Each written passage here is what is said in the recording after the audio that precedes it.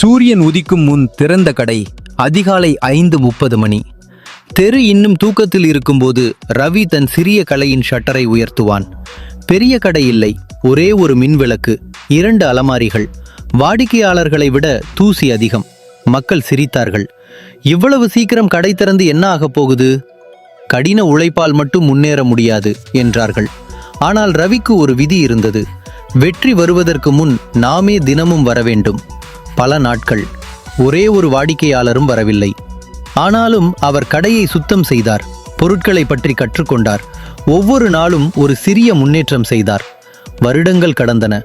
அதே மக்கள்தான் முதலில் வாங்க வரத் தொடங்கினார்கள். பிறகு ஆலோசனை கேட்கத் தொடங்கினார்கள். இப்போது நம்பிக்கையுடன் தேடி வருகிறார்கள். இன்று ரவி ஷட்டர் அல்ல, ஒரு களஞ்சியத்தை திறக்கிறார்.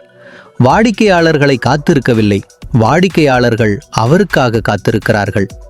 அவரிடம் வெற்றியின் ரகசியம் கேட்டபோது அவர் சிரித்துக்கொண்டே சொன்னார், நான் பணத்தை துரத்தவில்லை, தொடர்ச்சியையே துரத்தினேன். பணம் தானாகவே வந்தது.